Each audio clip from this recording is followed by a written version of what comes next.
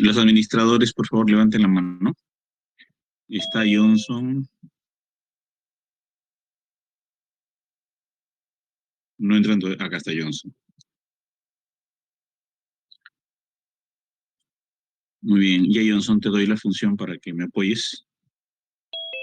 Okay, Si muchas no, gracias, doctor. ¿Y tu compañera dónde está para darle la función? ¿Cómo se llama? Pierina, doctor. Milagros Pierina. ¿Puedes levantar la mano, por favor? Claro, aquí estoy. Ya. Un ratito. Yes. Listo. Para que no se haga enlace con YouTube, no sé qué cosas estaban haciendo ustedes. ¿Para eso necesitan ser anfitrión o anfitrión? No sé cómo lo estaban haciendo hace rato. O va directo acá, no sé, me digan ustedes, ¿ya? Sí, doctor, disculpe, buenas noches. Quien se encarga de grabar la ponencia es justamente el asistente de redes, María Angélica. Ok, perfecto. Buenas noches, estimado profesor Luis. ¿Cómo está? ¿Qué tal? Buenas noches, maestro Cruz. Qué gusto, buen tiempo. Sí, adelante, ¿cómo está? Buenas noches, maestro. Aquí bien. Muy bien, chicos, me indican, por favor, a la hora que estamos empezando.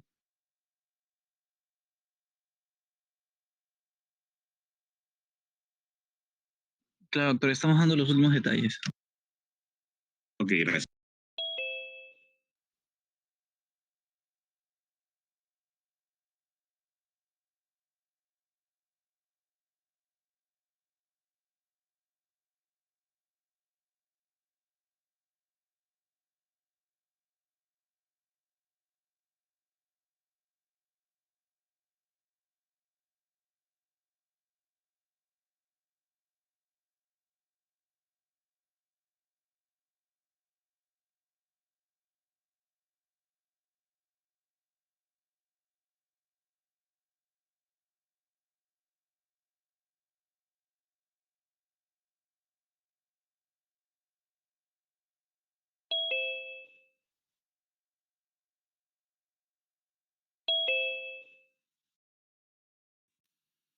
Doctor, buenas noches. Buenas noches, ¿qué tal? ¿Cómo está, Hernán? Acá con problemas técnicos, pero logré entrar. Ok, excelente.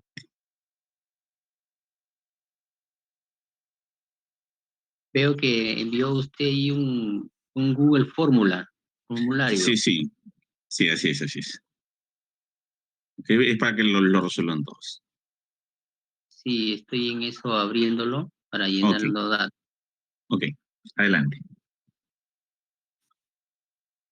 Buenas noches a todos los presentes. Muchas gracias por asistir a la ponencia. Se me está escuchando correctamente, ¿verdad? ¿Todo se escucha correcto? Sí, todo muy bien. Genial. Perfecto, listo. Bueno, muchas gracias a todos los participantes en esta ocasión. Y damos rienda a esta ponencia tan importante y tan esencial porque es la primera semana de todas las que nos van a seguir. Es la primera sesión de todas estas semanas que vamos a tener de Scientiscore. Por lo tanto, esta primera semana vamos a dar paso a la ponencia de planteamiento del problema y formulación del problema, dada por el doctor Luis Alzamora de los Godos. En este caso tiene un extenso currículum, los que hemos llevado con él diferentes cursos, tenemos conocimiento de toda su extensa y gran alta gama de conocimientos y relacionados a la investigación, y más que todo, todos los temas trascendentales de investigación, búsqueda, formulación, realización de diferentes artículos, informes científicos y diferentes elementos que nos agrada mucho tenerlo en esta ocasión presente en esta ponencia. Y bueno, como pueden ver aquí, tenemos su gran trayectoria como investigador, docente de medicina humana, PhD en Public Health University of Miami, consultor de investigación en la Embajada Real de los Países Bajos, consultor de Pathfinder International, docente, doctorado y maestría en la Universidad Mayor de San Marcos, vamos a ir admitiendo, y consultor de proyectos especiales de la Unión Europea para el Perú y diferentes elementos que podemos observar, y vamos a poder tener la dicha de recibir esta noche con su ponencia. Así que, doctor, le doy la rienda para que pueda empezar la ponencia, proyectar y comenzar con esta primera sesión que emociona a todo el grupo de la Junta Directiva y todos los participantes. Muchas gracias. A ver. Muy bien, jóvenes. Buenas noches. ¿Cómo están todos ustedes? En primer lugar, para saludarlos y para indicar de que uno de los temas de repente más relevante para hacer una investigación es la identificación del problema.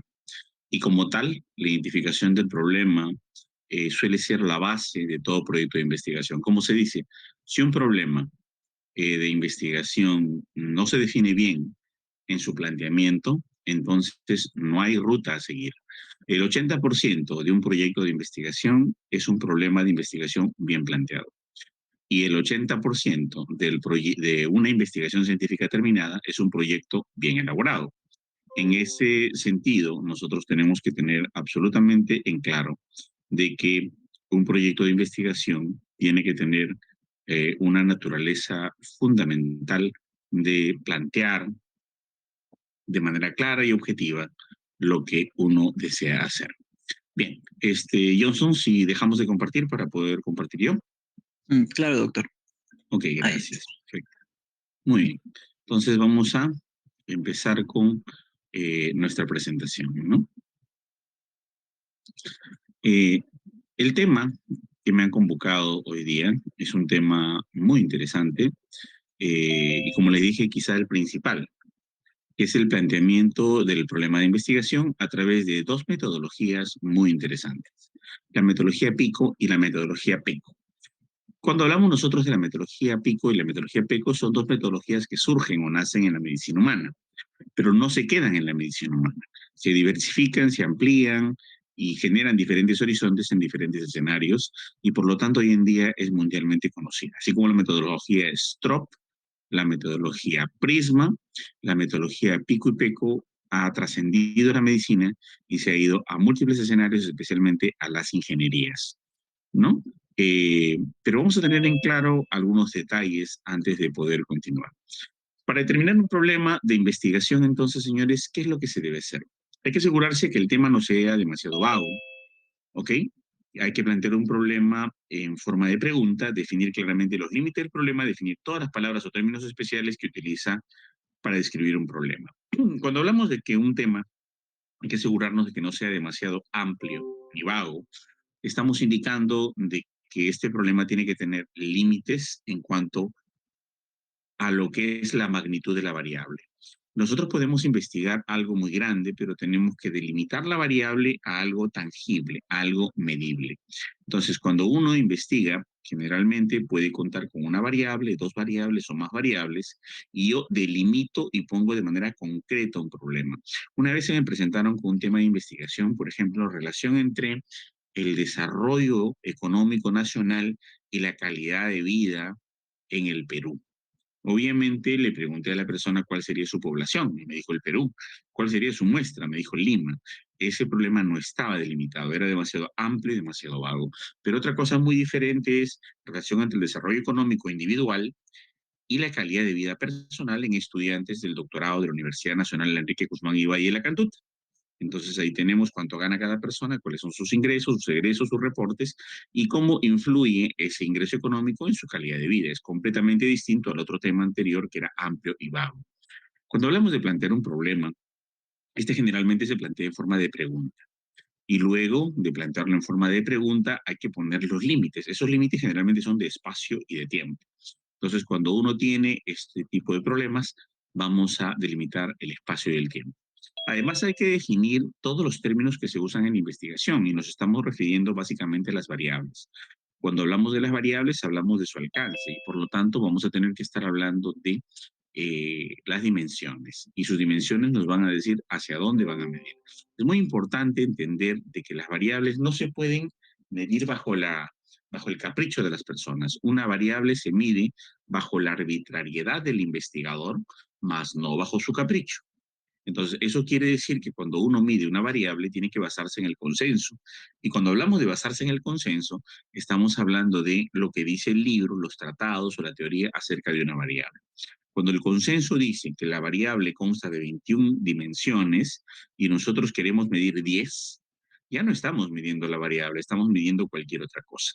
Cuando nosotros tenemos 21 dimensiones según el consenso, por ejemplo, el liderazgo de Fishman está condicionado con 17 dimensiones y alguien, por ejemplo, quiere medir el liderazgo de Fishman con 8 dimensiones porque tiene limitaciones, entonces no están midiendo esta variable. Quiere decir entonces que si nosotros vamos a la teoría de la metodología de la investigación, vamos a leer los capítulos y los acápites y nos van a decir que para que una variable sea medida en su dimensión óptima, tiene que por lo menos tener una definición operacional que alcance a la definición conceptual. La definición conceptual es lo que dice el consenso, los libros tratados acerca de cómo esa variable se refleja. Por ejemplo, ¿qué tendría una angina de pecho? ¿Cuáles son las características, signos, síntomas, ¿no? Y aquellos elementos que están vinculados a este problema.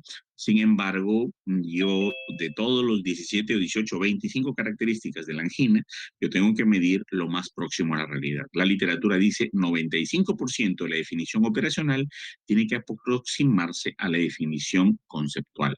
Si yo quito la posibilidad y yo mido lo que yo quiero medir, me aproximo a lo que yo deseo aproximarme y tengo límites en esto y no justifico por qué, entonces no estoy midiendo esa variable, estoy midiendo cualquier otra cosa. Para terminar, por lo tanto, señores, la importancia de un problema, hay que respondernos a las siguientes preguntas que luego se van a convertir en la metodología Feiner. Vamos a preguntarnos, ¿es de interés el problema? O sea, ¿realmente es relevante, es importante? ¿Qué tanto está ocurriendo o agravando la vida de las personas como para estudiar este tipo de problema? ¿Es nuevo? ¿Realmente es un problema que sería novedoso, sería interesante? ¿Lo publicarían? Proporciona información utilizable. Y quiere decir que cuando nosotros investigamos este problema, va a servirle a alguien para que tome una decisión e intervenir en ese problema. Y es factible, quiere decir que si con nuestros recursos, con nuestras limitaciones, con nuestro tiempo y nuestras capacidades, vamos a poder medir ese problema. Y finalmente, y de repente, una de las cosas más importantes y elementales es acerca de las investigaciones previas. Existen otros estudios sobre este problema. Algunas personas dirían, doctor, nosotros tenemos la particularidad de que nuestro problema es sumamente original. Quiere decir que nadie antes ha medido este problema. Es único, es nuevo. Allí pueden pasar dos cosas.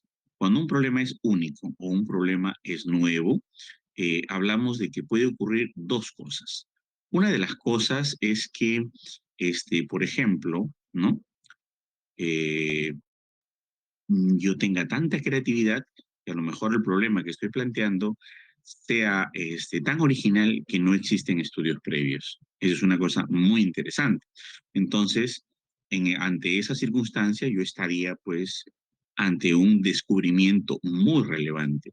Y muchos de los que tienen este tipo de problemas, que no hay antecedentes sobre esto, generalmente son los premios Nobel o algunos investigadores premiados.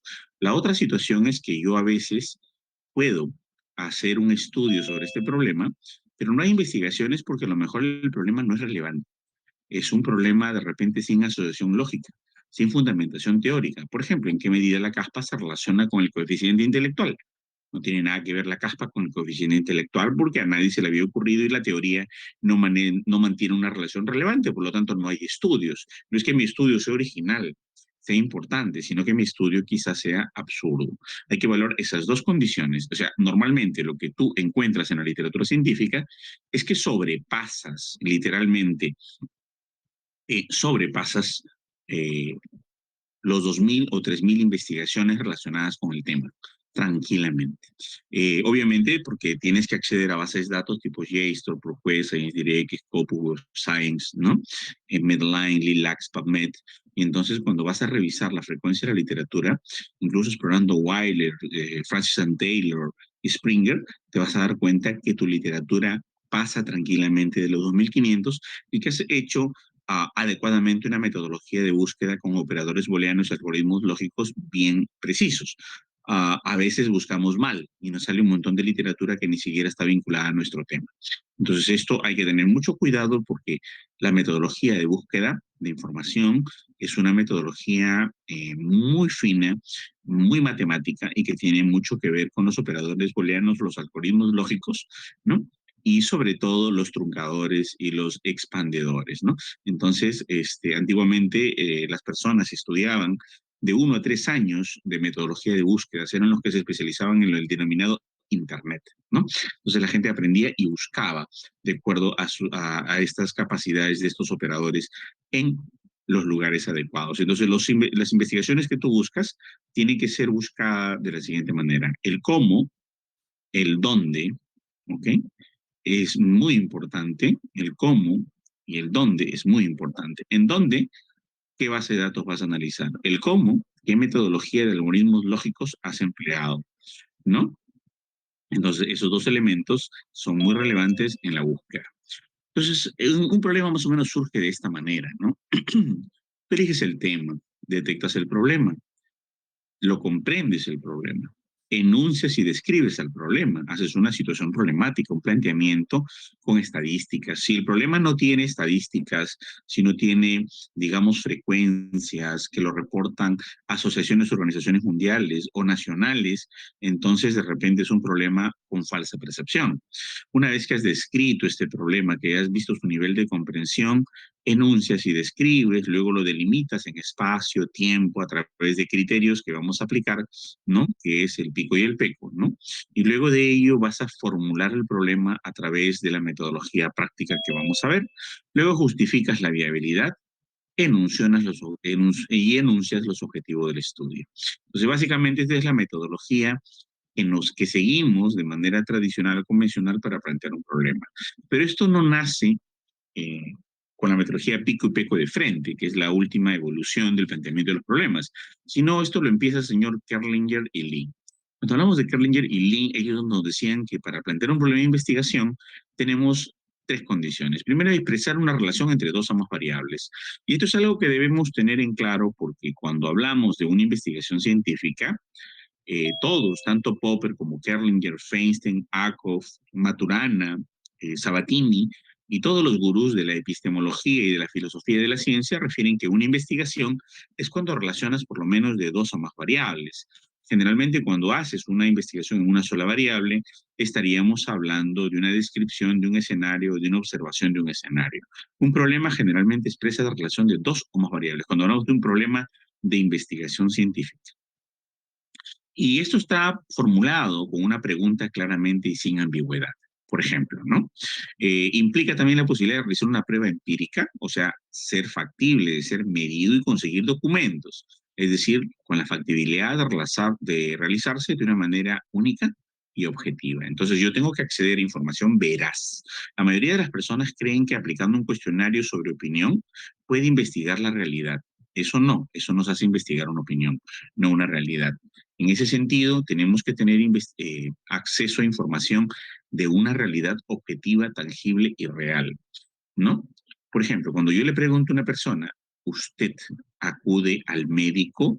Eh, Te van a responder sí o no. Y luego vas a preguntarle a esa persona, ¿usted con qué frecuencia acude al médico? Entonces le pones puntos suspensivos año, para que te marque 2, 1, 3 veces al año. Y luego le dices, ¿Cuáles son los motivos por los cuales usted ha visitado al médico? Y le pones una serie de alternativas, 10, 12, quizás hasta 15 alternativas. Sin embargo, la mayoría de la gente se ha acostumbrado a responder encuestas de opinión. Por ejemplo, se cepilla usted los dientes toda la mañana, totalmente de acuerdo, parcialmente de acuerdo, ni de acuerdo, ni de desacuerdo, parcialmente de desacuerdo, totalmente en desacuerdo. Eso hace que de alguna manera se convierta en una investigación subjetiva, carente de objetividad, y por lo tanto nos expresa una opinión acerca de algo, cuando las opiniones no son fuente de investigación científica, porque lo que trata de hacer la investigación científica es determinar una realidad objetiva. ¿Cuáles son los componentes entonces para el planteamiento del problema? Primero hay que describir, ¿no? Y definir el problema, delimitarlo, hacer las preguntas, luego los objetivos y justificarlo. Cuando hablamos de describir y definir el problema, estamos hablando de construir una situación problemática con estadísticas, ¿no? Con elementos de juicio, con informes mundiales, globales, nacionales, que me digan que realmente el problema existe, no basados en intuición, en percepción o imaginación.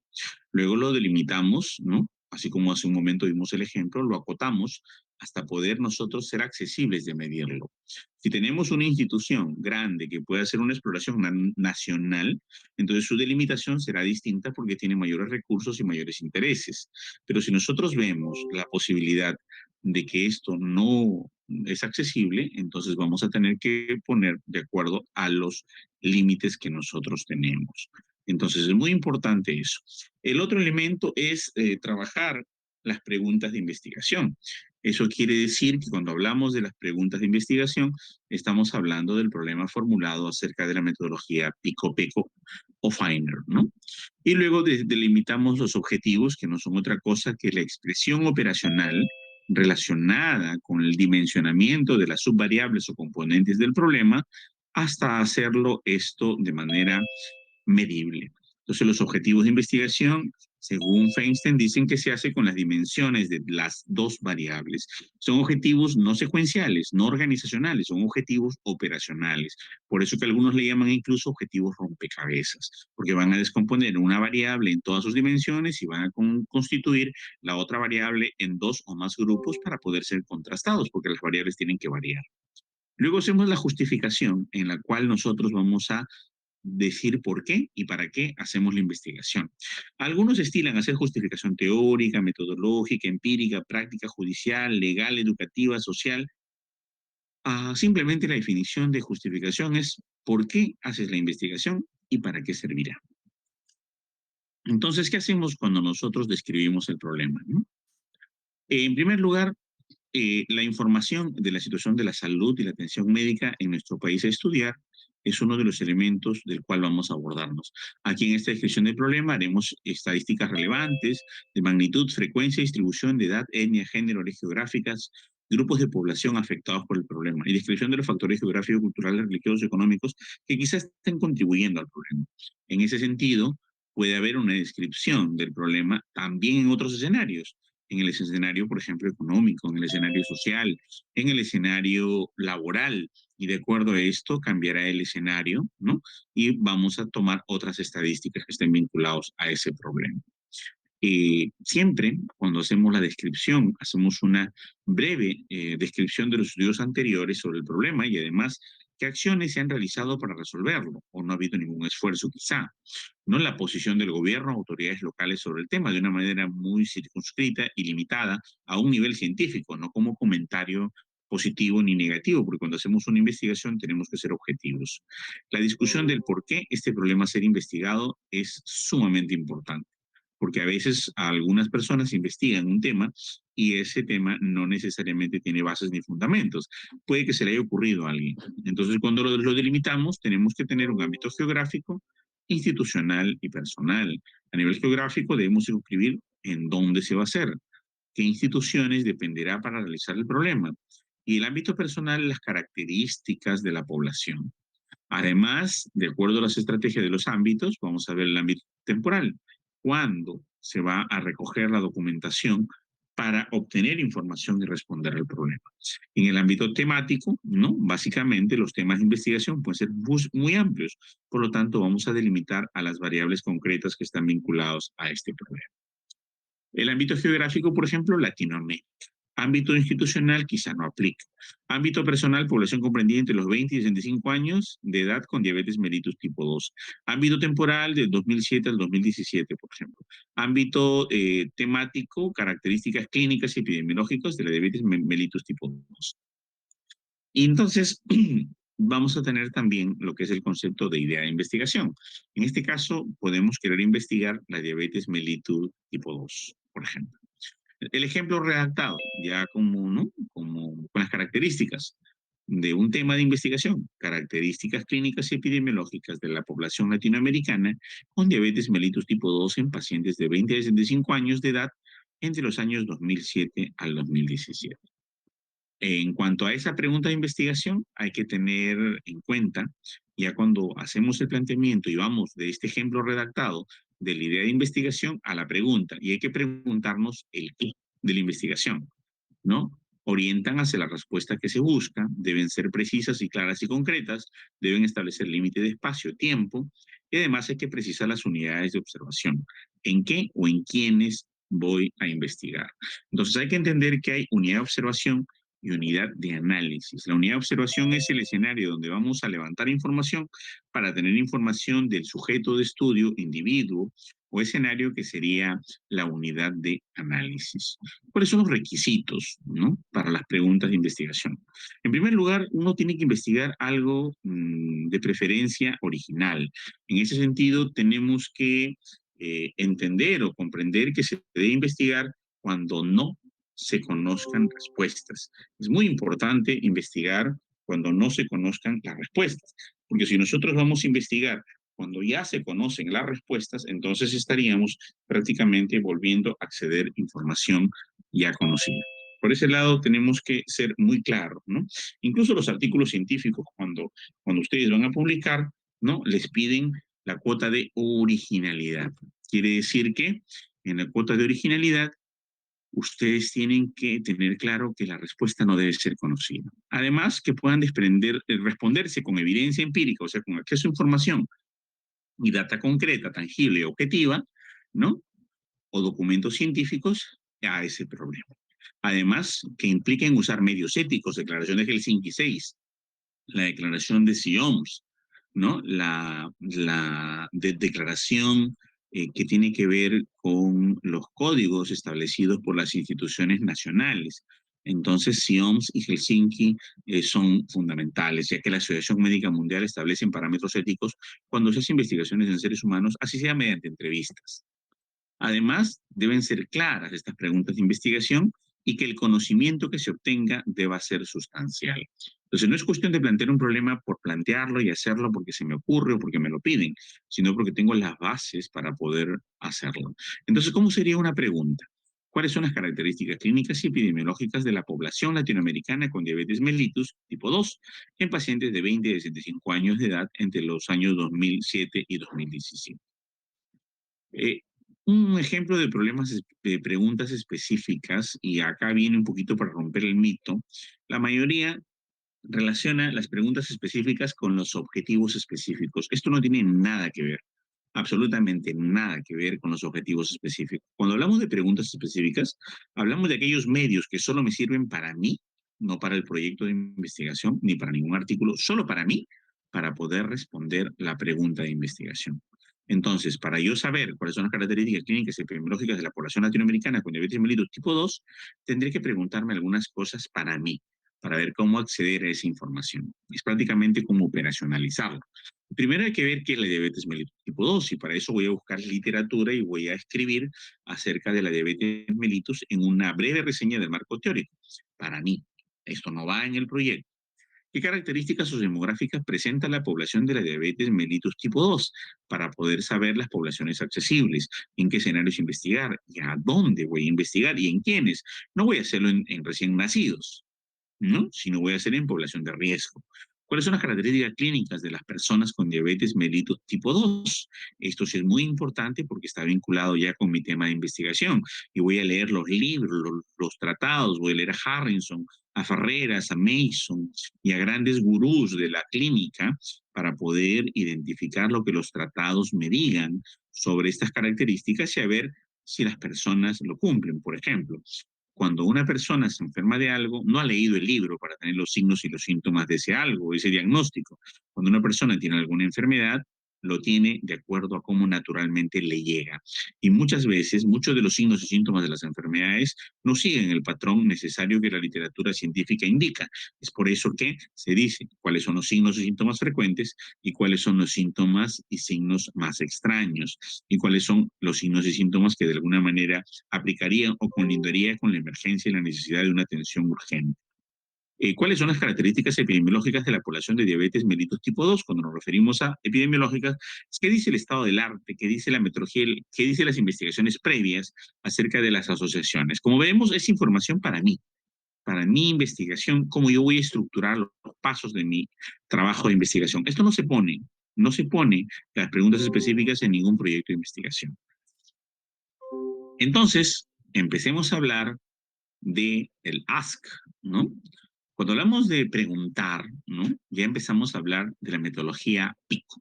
La metodología PICO surge hace no más de 15 años con la finalidad de poder establecer el orden metodológico para poder hacer investigación en preguntas clínicas. Nace, como le digo, en la medicina, pero se expande en casi todas las áreas profesionales. Yo acabo de ver las preguntas PICO en ingeniería agrónoma, en ingeniería civil, en ingeniería mecánica, en derecho, en arquitectura, lo cual implica que la metodología de la investigación médica está ampliándose por diversos escenarios, lo cual está muy bien. No hay que volver a inventar la pólvora, hay que basarnos en elementos previos para poder construir, digamos, un camino que parta del conocimiento científico ya conocido para continuarlo, no para reinventarlo. Entonces, ¿qué tenemos que hacer en la metodología PICO? Empezando con la pregunta, con el ask, ¿no? Primero, nosotros tenemos diversas preguntas generales en desorden, ¿no? Y hay que preguntarnos cuál es ese desorden, ¿no? Luego de tener, pues, ¿no? Del desorden, que puede ser una alteración, ¿no? Que puede ser una anomalía, que puede ser una enfermedad, una afectación, ¿no? Vamos a preguntarlo cuál es ese desorden. Y luego vamos a preguntar cuál es la causa de este desorden. Puede ser una enfermedad, una quiebra empresarial, puede ser calidad de atención mala, puede ser diferentes elementos. ¿Cuál es la causa o qué lo causa? Luego hay que preguntar cómo se manifiesta esta enfermedad, este problema, esta condición. Y luego, a nivel médico, qué opciones de tratamiento de este desorden tenemos que dar. ¿Qué medicamentos podemos dar para que este desorden sea curado, tratado o manejado? ¿Y qué recursos de información tenemos para ello, no? Tenemos recursos de información como, por ejemplo, libros. Nosotros vamos a acudir a la revisión de diferentes libros para poder básicamente entender, ¿no? ¿De qué se trata ese desorden? ¿Cuáles son las características de ese desorden? ¿Ok? Entonces, una vez que tenemos los libros revisados, los elementos teóricos ya contrastados, ya tenemos un alcance y quizá solamente leyendo los libros, quizá tengamos ya la respuesta a la investigación. Ya decimos, bueno, este problema que yo creía necesario, importante, revisando los libros, ya tiene una respuesta. Por lo tanto, yo ya no necesito investigarlo, esto ya tiene respuesta. También puedo leer revisiones narrativas, ¿no? Investigaciones acerca del tema y vamos a tener una descripción general del tema para poder plantear si realmente mi desorden o mi problema de investigación o la patología o la enfermedad, ¿no? Necesita ser investigada. Luego de esto, hacemos, como les decía yo, las preguntas específicas para mi planteamiento, no para escribirlo en el proyecto, que no tiene nada que ver con los objetivos específicos, por si acaso, nada que ver. Estas preguntas específicas, básicamente vinculadas al paciente, son: ¿ha habido intervención? ¿Ha habido prevención? ¿Cuál es la potencial causa? ¿Qué riesgo se da? ¿Cómo fue diagnosticado? ¿Cuál es su nivel de pronóstico? Nosotros preguntamos estas cosas para ubicarnos en el escenario de la investigación. Y una vez que nos ubiquemos en el escenario de la investigación, ya va a estar más claro lo que nosotros queremos medir. Y luego, además de esta etapa ya, cuando estamos después de la pregunta de fondo, la pregunta de primer plano, pasamos a los recursos de información. Ya no solo leemos libros y revisiones narrativas, como papers, ¿no? En esta fase, sino acá ya leemos artículos científicos de revistas, especialmente artículos originales. O revisamos de repente a través de Lilacs o PubMed los resúmenes de dichos artículos para luego acceder, ¿no? Y obtenerlos. También nos vamos a la biblioteca Cochrane o a otros sistemas a ver las revisiones sistemáticas. Y básicamente para resolver preguntas, ¿no? O hacernos preguntas con respuestas específicas. Entonces, según el paso Ask, preguntarnos, el formato PICO va a ser este, ¿no? PICO. P va a ser paciente, población o problema. Cuando hablamos de problema, hablamos siempre, señores, de aquel grupo que está afectado. Por ejemplo, ¿quiénes son los pacientes o las poblaciones? ¿Cuál es la enfermedad de ellos? Entonces la P es muy importante, ¿no? Porque es la población. La I es la intervención, lo que se desea hacer con este paciente. Por ejemplo, tratar, diagnosticar, observar. Vamos a darle un medicamento, vamos a darle una terapia, una charla, un taller, una metodología de intervención. Vamos a hacer una intervención. Luego tenemos el C, ¿no? P, población, I, intervención, C, comparador o de outcome. ¿Ok? La C, que es la comparación, la intervención de comparación. Quiere decir, ¿cuál es la alternativa a la intervención? Por ejemplo, un placebo, un medicamento diferente o nada. A ver, yo quiero, por ejemplo, intervenir con un tratamiento para el COVID-19. Entonces yo tengo, por ejemplo, una terapia que es el Remdesivir, ¿no? Remdesivir.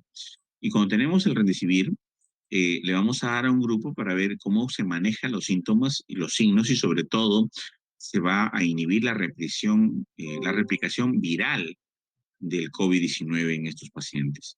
Pero voy a compararlo de repente con un medicamento que se ha usado mucho y ha funcionado bastante en ciertas zonas australianas, que es el ganciclovir. Muy barato y muy accesible. El remdesivir es muy caro, muy costoso y poco accesible. Entonces, pero se usó mucho en Australia y se volvió un protocolo muy interesante y de muy acceso y muy bajo costo. Entonces voy a hacerlo una comparación, ¿no? El comparador va a ser, por ejemplo, el ganciclovir y la intervención, el remdesivir, ¿no? Entonces, para ver el resultado. O puedo dar una metodología educativa como intervención, por ejemplo, que voy a enseñarles a los alumnos con un método ABP, aprendizaje basado en problemas, y el comparador va a ser un grupo que no tenga el ABP, que tenga la metodología tradicional y convencional. Si son en adultos mayores de 18 años que pueden firmar la participación voluntaria, tanto en el grupo de intervención como en el grupo comparador, no existirá ninguna dificultad. Pero si son niños, tenemos que tener el consentimiento informado de los padres, porque no se puede hacer una investigación sin guardar los niveles de ética. El consentimiento informado es algo muy importante. Y finalmente tenemos el outcome, ¿no? Que es la variable dependiente o resultado. ¿Cuáles son los resultados relevantes? Por ejemplo, la mortalidad, morbilidad, muerte y complicaciones. Si lo basamos eso en la metodología clásica, P sigue siendo población. La intervención con el comparador serían la variable independiente, porque este es el grupo caso, la intervención, y el grupo control, el comparador. El grupo experimental, la intervención, y el comparador, su grupo control. Como la variable tiene que variar, tiene que tener dos aristas, cuando se interviene y cuando no se interviene, para poder comparar si existen diferencias estadísticamente significativas en los resultados de la variable outcome o la variable dependiente y ver si hay variaciones o no de acuerdo a la intervención. Entonces, de acuerdo a la metodología clásica, es población, variable independiente, I más C, y variable dependiente sería la O o el outcome o resultado. Si nosotros nos pasamos a la metodología PECO, la cosa varía un poco, porque ya no sería la intervención, sino sería la exposición. Igual la P sería paciente, población o problema, quiénes son los pacientes o poblaciones, cuál es la enfermedad. La exposición sería qué posición tuvo el paciente, fumó, bebió, se puso el plomo, trabajó de pie, tuvo infección de transmisión sexual, etcétera, ¿no? Y el comparador es cuál es el grupo que no presenta dicha exposición, no fumó ni bebió. Por ejemplo, acá tenemos gente, exposición, ya, población. Por ejemplo, pacientes adultos, ¿no? De 40 a 60 años. Exposición, bebedores de por lo menos 4 veces a la semana, de por lo menos una botella de vino semanal. Y la comparación, no bebedores, ¿no? Y el outcome, vamos a ver si existen cambios a nivel celular, ¿no? De el hígado para encontrar si existe hígado graso primero, ¿no? La que es la esteatosis, o en segundo lugar podemos valorar también si existen células con anaplasia, metaplasia, displasia o neoplasia, ¿no? Y entonces el resultado será pues el nivel de cáncer o nivel de células germinales cancerígenas a nivel hepático, pero no solo de un grupo, sino de los bebedores y de los no bebedores, porque qué tal, y eso ha ocurrido ya muchas veces en la investigación, qué tal y solo qué tal si el grupo que tú crees que es el de riesgo, que es de bebedores, es una biopsia hepática y encuentras que la prevalencia de células con metaplasia o anaplasia es del 46%. ¿Y qué tal si esa es una biopsia hepática en los pacientes que no son bebedores? Y encuentras que la prevalencia de metaplasia es aproximadamente del 81%, 40% más que los que tú creías que estaban expuestos. A lo mejor tu teoría de la exposición la descartas o quizá no tenga fundamentación o quizá la literatura se equivocó hasta ese instante.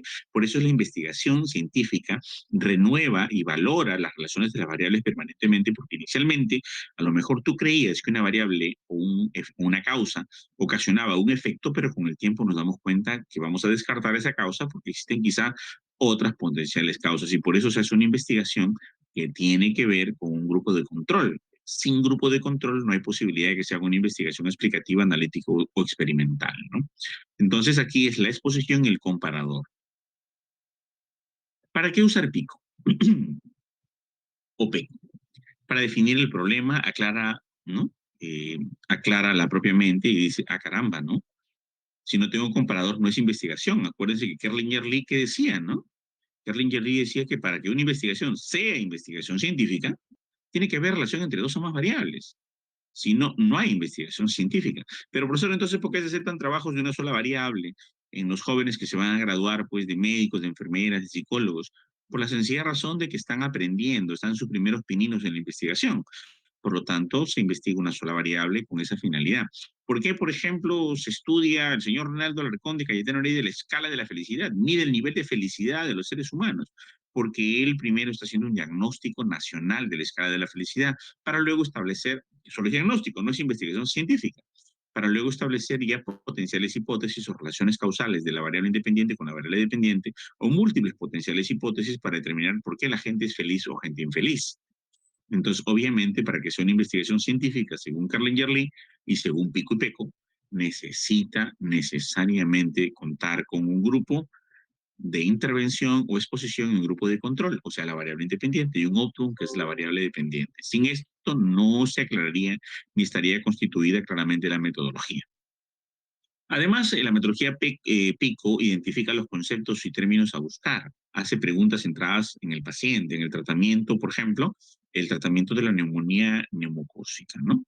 Debería ser diferente para paciente anciano y severamente demente, o con problemas de Alzheimer, por ejemplo. La demencia, su sinónimo es Alzheimer, ¿no?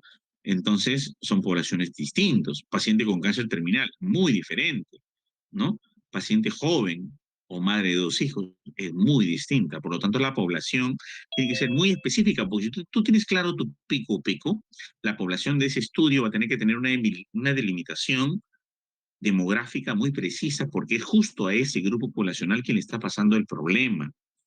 Y cuando tú buscas literatura científica, no solamente tiene que tener o contar con las dos variables, sino también tiene que ser referida a ese grupo poblacional. Por ejemplo, la gente asocia esteatosis hepática con cirrosis hepática y alcohol, eh, y es una cosa muy diferente medirla en adultos mayores de 65 años que tienen esteatosis de repente de manera innata o de repente acumulada a través de las diferentes toxinas que ha consumido en su vida, o por exceso de consumo de hierbas o de medicamentos o de tabletas para problemas cardíacos, ¿no? Que es algo muy diferente a jóvenes, ¿no? Porque allí de repente estaríamos asociando, sí, la degeneración a través de alcohol, degeneración alcohólica, y la relación con la cirrosis hepática. Entonces hay que tener muy en cuenta que, de acuerdo al grupo poblacional, hay sesgos importantes que tenemos que eliminar o anular para que exista una precisión en la determinación de la potencial causalidad.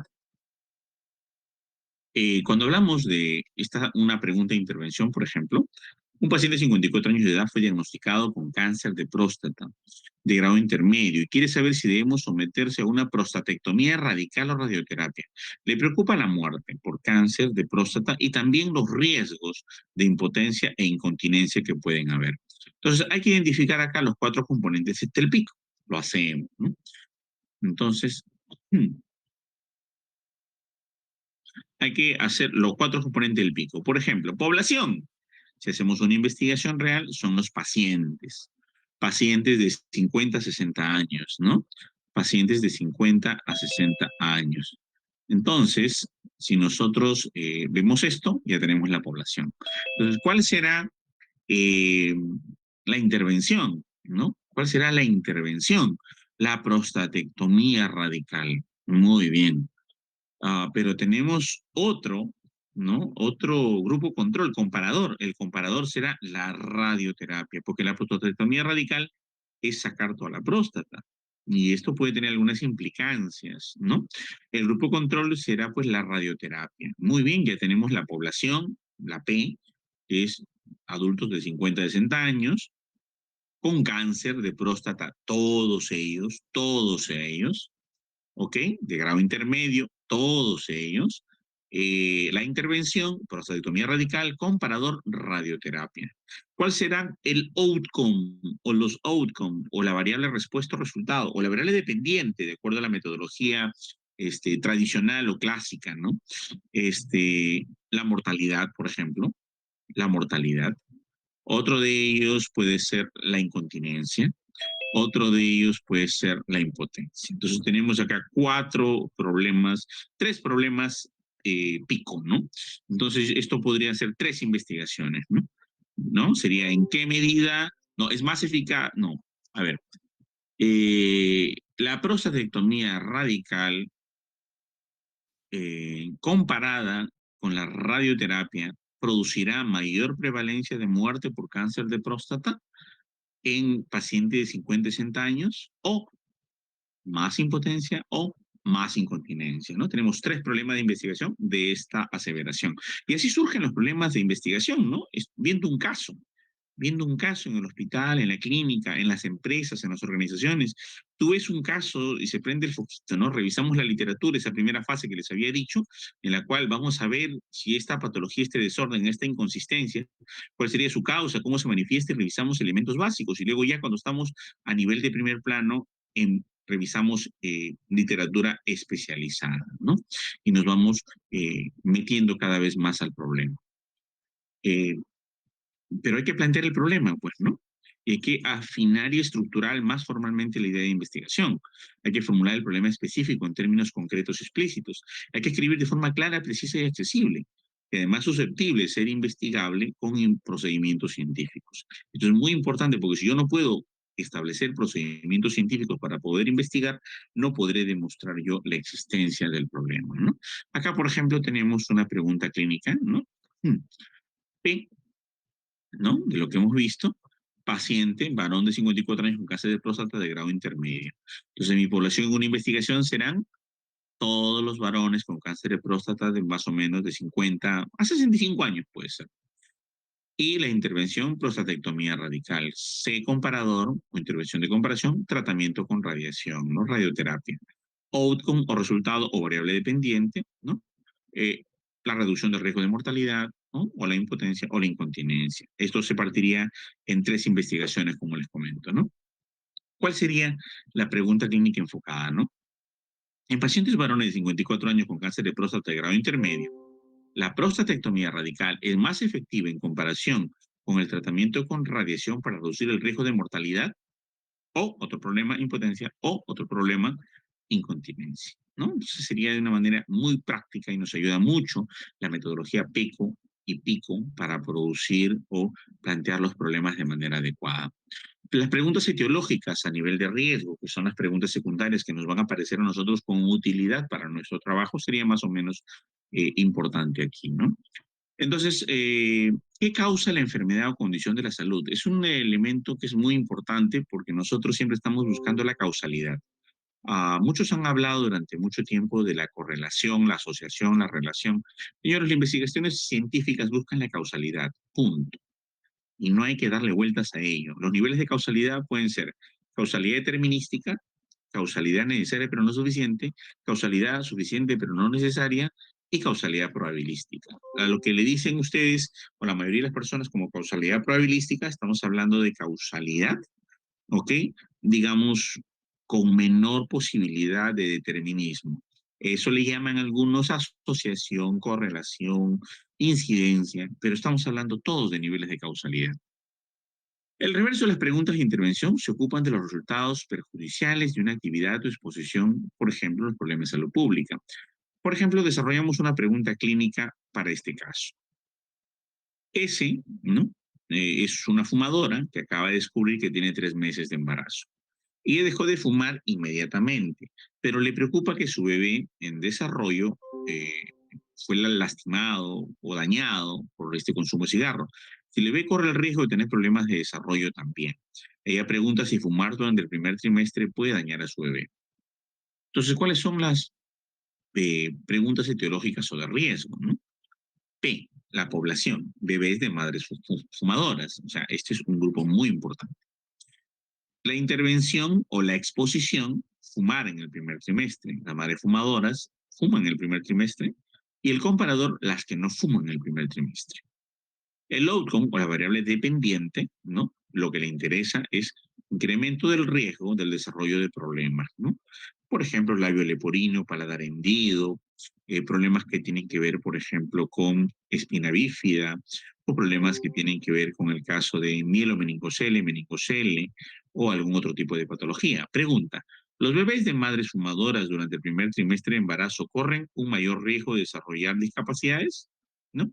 Y nos ponemos a proponer hacer esa investigación.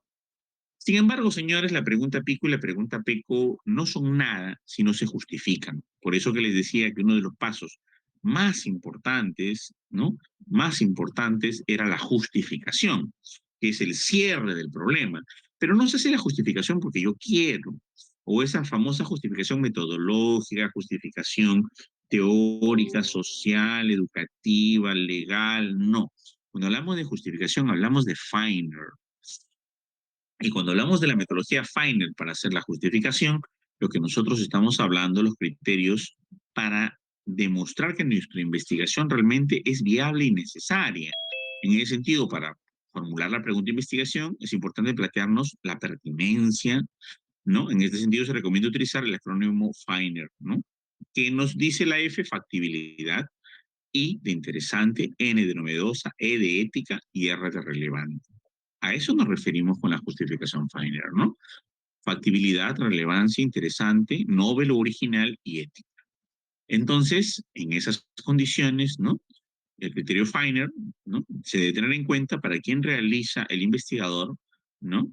Un orientador o un grant, un financiador, ¿no? Entonces, si no cumple con la factibilidad, que sea interesante, nueva, ética y relevante, los grants no van a dar financiamiento. Los investigadores de repente son muy entusiasmados por un tema que no cumpla con estas condiciones, pero es el mentor y el asesor, el orientador, quien les dirá, pues, acá hay un problema, no hay una justificación pertinente para poder hacer dicha investigación. En ese sentido, vamos a hablar un poquito de la factibilidad. Cuando hablamos de la factibilidad, ¿no?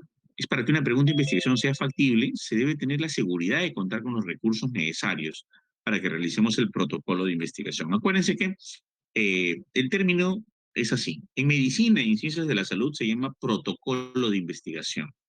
En ciencias sociales se llama proyecto de investigación. Y en ingeniería se llama plan de investigación o plan de tesis, ¿no? Entonces, cuando hablamos de la factibilidad, ¿no? Estamos hablando del lugar donde se realiza la investigación. ¿Podemos acceder a ese lugar? A lo mejor nosotros estamos haciendo una investigación en cuidados intensivos y no somos intensivistas y no podemos entrar al lugar. Es más, de repente ni trabajamos en ese espacio y por lo tanto acceder a la información para poder ver, por ejemplo, un signo Apache, un signo SAPS, no va a ser posible porque nuestras condiciones no nos van a permitir el acceso. Ya desde ahí partimos con un sesgo de observador.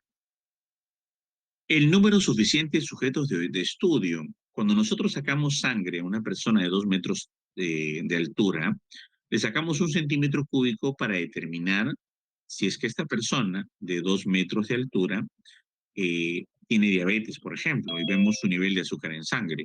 Pero si tenemos un bebé prematuro que nace con 2 kilos y 34 centímetros de longitud, cuando nosotros queremos saber si tiene azúcar en sangre elevada, también le tenemos que sacar 1 centímetro cúbico de sangre.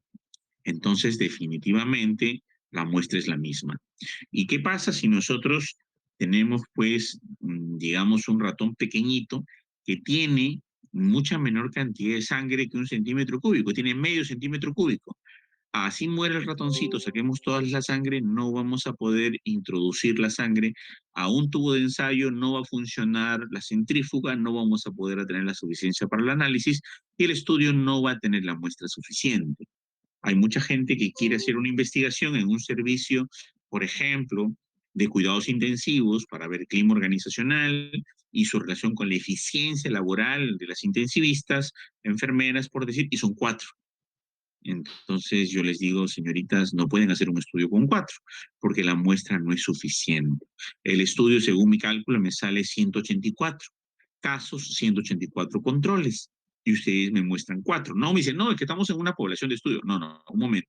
La población de estudio no es donde tú trabajas. La población de estudio se diseña con criterios de inclusión, exclusión y eliminación. No es mi lugar de trabajo, ni es mi lugar donde yo conozco, me sea más fácil, más accesible, o donde yo quiera hacerlo porque está cerca a un lugar donde yo hago mi investigación. O para hacerlo más rápido, más fácil, la unidad de investigación y la población se diseña. Y el tamaño de la muestra, si sale 385, si sale 274, es el tamaño de la muestra. Y si tienes una población de 12, con 284 de muestra y 12 de población, simplemente el trabajo es inviable. O sea, no hay suficiencia de sujetos para el estudio, no hay suficiencia. Además, sí, evaluar. Yo estoy haciendo un trabajo de Apache, por ejemplo, para determinación de los criterios de cuidados intensivos en UCI, y yo no conozco el Apache muy bien, no soy especialista en Apache, no trabajo en UCI de repente, pero sí he trabajado en algunas oportunidades, pero estoy haciendo una especialidad, y entonces no domino mucho el tema, pero ahí los libros quizá me orienten. Entonces, si yo no tengo la pericia necesaria, entonces no me voy a meter en un tema que no conozco. Siempre yo debo entrar a un tema donde soy especialista. Los investigadores tienen que investigar de acuerdo a su especialidad. Entonces, en ese sentido, tú puedes apoyarte en estadísticos, en metodólogos, en orientadores, en mentoring, en redactores, en correctores de estilo, todo lo que se quiera, pero lo principal es que el autor principal de la investigación tiene que ser alguien que domine esa área o que por lo menos lo haya trabajado, lo haya desarrollado durante buen tiempo. Se debe contar también con el tiempo necesario. Por lo tanto, para a veces coger o encontrar una muestra, por ejemplo, hay unas personas que dicen, no, yo voy a hacer un trabajo con las historias clínicas. Y a mí me da mucha tristeza que cuando van al hospital a hacer un trabajo con historias clínicas, el señor o la persona encargada que trabaja con las historias clínicas es una persona que trabaja para el hospital y te tiene esperando todo el día. Y luego cuando termina su turno, te saca una historia y tienes que volver al día siguiente porque no trabaja para ti. No le estás pagando un salario. ¿No? Te hace el favor de sacarte 1 o 2 historias que encuentre en la mano. Y se va. Y bueno, te quedas en la tarde para ver si la otra persona que trabaja allí te saca 2 historias más. Y más o menos 6 o 7 meses después de revisar historias, recién vas a completar tu tamaño de muestra. Hay que tener en cuenta mucho eso. Pero ¿qué pasa si tenemos financiamiento adicional? Esa persona se puede quedar 2 horas adicionales porque va a ser remunerada porque va a haber un financiamiento y se le va a cubrir su tiempo de trabajo para colaborar con nuestra investigación. Así que es necesario, si cuentas con tiempo y si cuentas con financiamiento y presupuesto, o sea, si no hay el presupuesto o el financiamiento, definitivamente no hay manera de poder hacer la investigación. La factibilidad depende de los sujetos. ¿Están disponibles? ¿No? Los sujetos están disponibles. Puedes entrar a examinarlos, ¿no? Muchos se eliminarán porque no cumplen con los criterios de inclusión, exclusión y eliminación. Muchos se rehusarán de participar y a veces cuando haces un seguimiento en una investigación se pierden, ¿no? Los sujetos. Estás haciendo un seguimiento durante un año y algunas personas cambian dirección, se van, viajan y simplemente no te notifican y perdiste, ¿no? También hay la factibilidad de acuerdo a la experiencia. Sabes hacer un reclutamiento, sabes hacer las mediciones, sabes analizar los elementos que tienen que ver con tu problema de investigación, eres especialista en ello. Costo. Si no hay financiamiento, es un poco difícil hacer una investigación. No existe investigación gratis. Siempre tiene que estar cubierta con un financiamiento para que los criterios de calidad se mantengan. Por ejemplo, si un señor me ayuda a mí, el técnico de computación que trabaja en historias clínicas, ¿no? En el registro de historias clínicas, y yo lo financiaré, pagaré 2 horas adicionales de su trabajo, si sale a las 2 de la tarde, se queda hasta las 4, me ayuda a mí, ¿no? Y es más, no a las 4, regresará a las 3 y de 3 a 5 sacará las historias porque yo cubro su tiempo y yo financio el trabajo. Si no, hasta un trabajo con historias suele ser inviable e imposible, ¿no? Hay que cumplir mucho con estos elementos.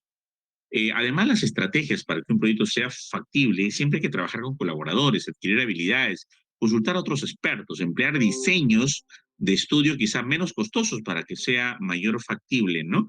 Por ejemplo, estudios transversales, escoger variables de resultado o outcome de repente más sencillo, tendré que replantear. El otro elemento importante es si es interesante. Comprobar sí, es interesante para nosotros como investigador, se interesa a los colaboradores de la investigación, se interesa a los posibles financiadores de la investigación, porque si a lo mejor el tema no es interesante, no le va a cubrir a ningún financiador, no va a estar interesado, ¿no?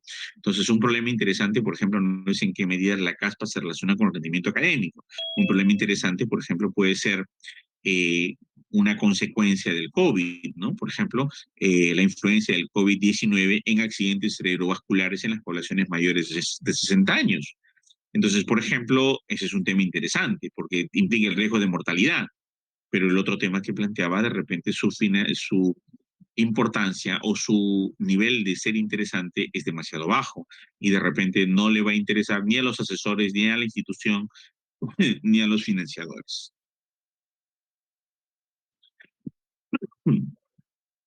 Cuando hablamos de novedoso, es muy importante tener en cuenta porque nunca se puede partir de cero en una investigación. Eso es muy importante que sepan. Las investigaciones no parten de cero, siempre parten de una base. Si miramos más allá es porque nos paramos sobre el hombro de gigantes. Hay que revisar investigaciones previas. Eso está clarísimo. Pero sin embargo, la duda que estamos planteando quizá ya esté resuelta completo o parcialmente, ¿no?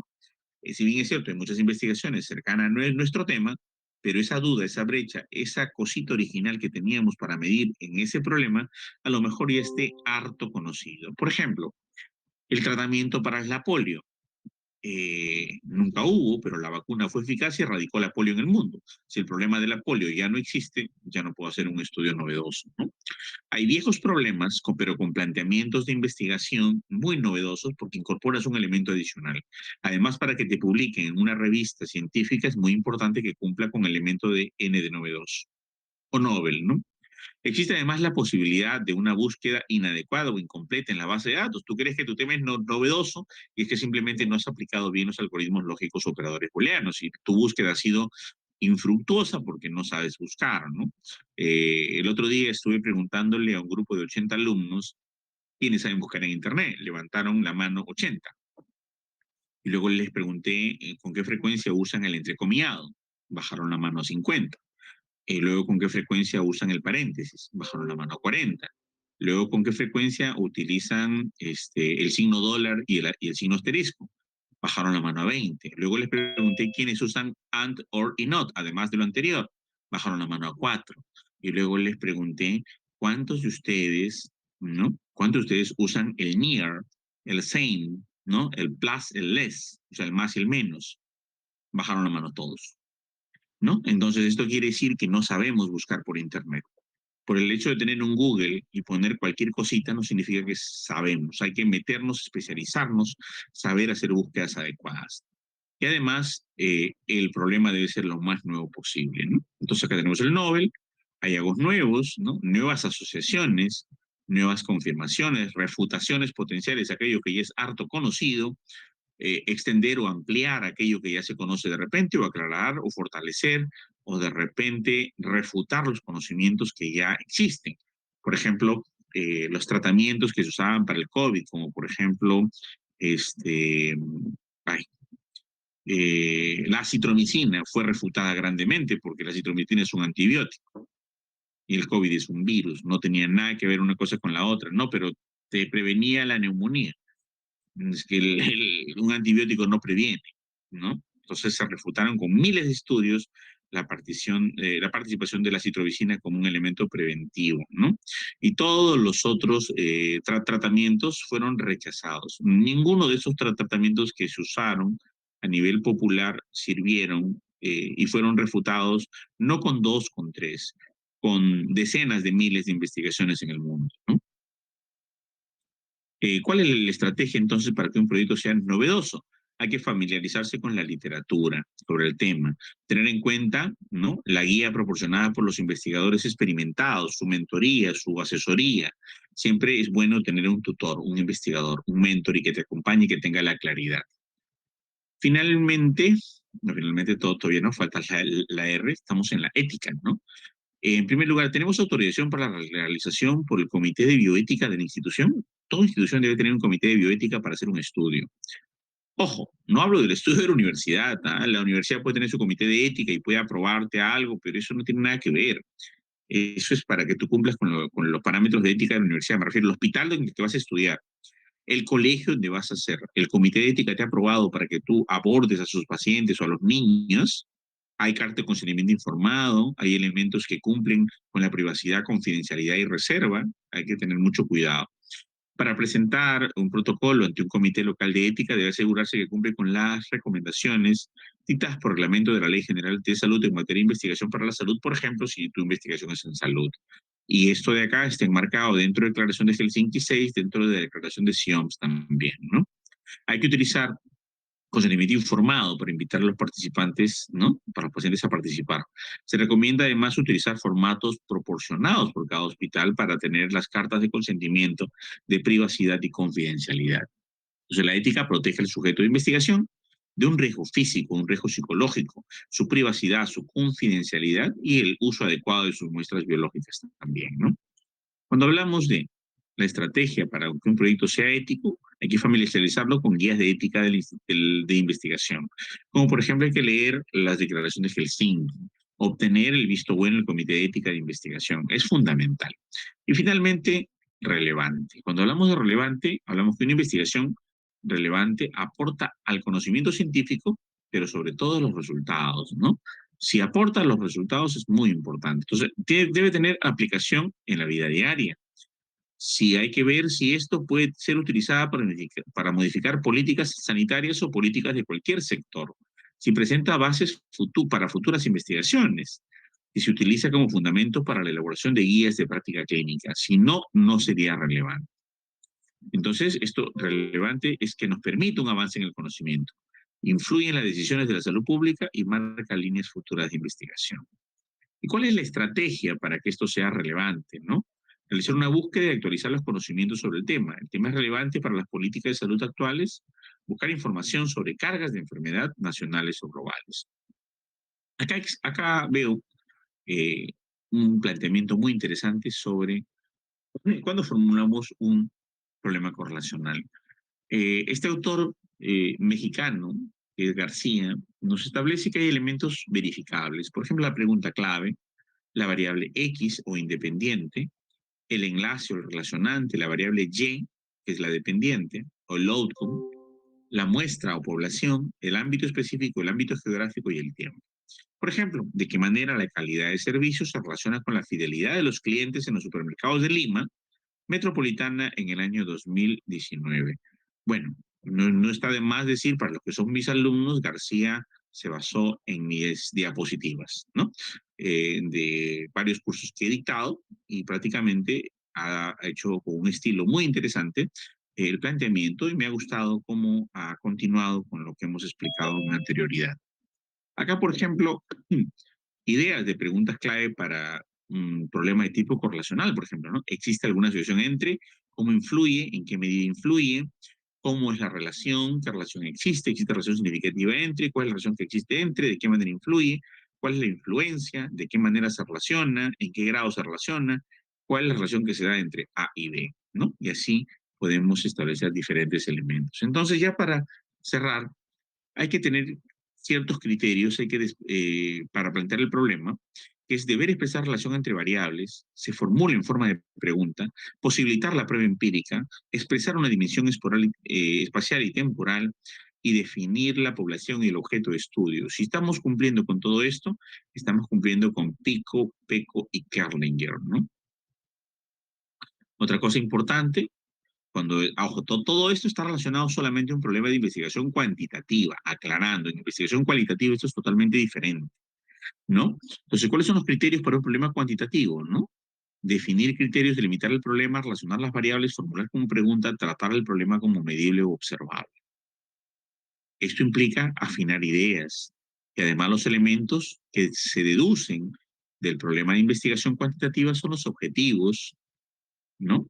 Las preguntas de investigación, la justificación, la viabilidad y las deficiencias del conocimiento o el estado del arte o el estado del conocimiento actual. ¿Cuáles son las premisas para la elaboración de un problema de investigación? Esto es según ACOF, la indicación de las manifestaciones del problema, la relación de al menos dos variables, la gran claridad en su enunciado y la delimitación de sus extremos que tienen que ver con el espacio y con el tiempo. Muy bien, básicamente aquí solamente para remembrar lo que es un problema descriptivo, explicativo y experimental. Por ejemplo, un problema descriptivo sería cuál es la prevalencia de estrés en estudiantes de medicina en la Universidad de Santo Toribio de Mogrovejo. Un problema explicativo sería en qué medida la vaginosis bacteriana se relaciona con la ruptura prematura de membrana en gestantes. En todos ellos hay que agregarle el lugar y el tiempo. Estamos acá solamente viendo la asociación de variables. Un experimental, el más eficaz, la doxiciclina, que la clindamicina en el tratamiento de la vaginosis bacteriana en mujeres mayores de 60 años que acuden al hospital María Auxiliadora en el periodo 2023, etcétera, etcétera, ¿no? Y también existen los problemas factoriales. Acá hay macrovariable independiente, ¿no? Y la situación es cuáles son ¿no? Por ejemplo, cuáles son los factores socioeconómicos y culturales relacionados a la anemia en niños de Villa El Salvador en el 2022. Pero también tenemos problemas de consecuencia múltiple, cuya causa es única y los efectos son varios. Por ejemplo, cuáles son las consecuencias psicológicas del maltrato físico infantil en niños de Villa María del Triunfo en el año 2022. Y así las preguntas de investigación, señores, tenemos que evaluarlas según su factibilidad, su relevancia, el ser novedosas, específicas, focalizadas, ordenadas, conectadas y siempre con una gran claridad. Bien, hemos concluido. Muchas gracias por su atención y damos unos minutos para las preguntas. Atento. Gracias. Muchas gracias a usted, doctor. En verdad, ha sido una gran explicación y como siempre tenemos que dar las gracias, como cada una de sus clases nos informa muchísimo y también darle a recalcar a los chicos que si tienen alguna pregunta, alguna duda que les haya quedado por ahí, pueden realizarla en este momento. A ver, tenemos un plazo para que pregunten, levanten la manito, activen su micrófono, su cámara, lo que deseen. Si queda alguna duda, por favor. A ver.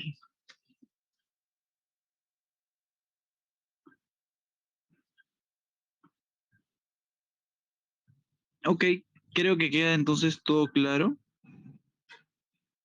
Y aquí al parecer todavía no he preguntado, no le he dado la manito, así que queda todo claro de manera perfecta.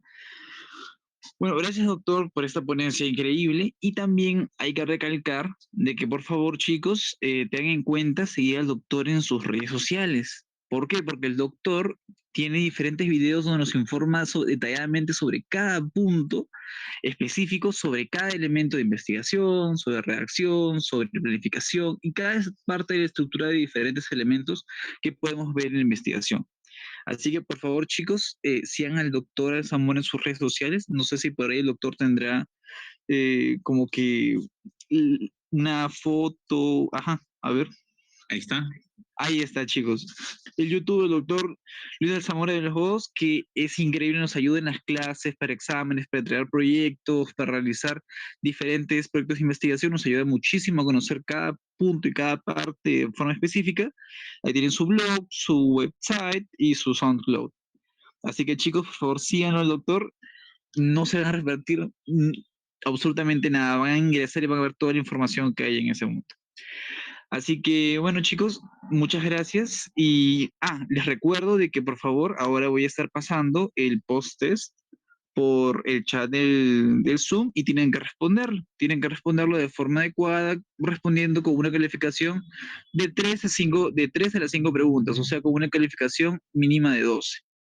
Así que, doctor, muchísimas gracias por la ponencia y gracias por parte de todos. Muchas gracias y... Ok, gracias a ustedes. Lo dejo entonces con su evaluación. Gracias, hasta luego.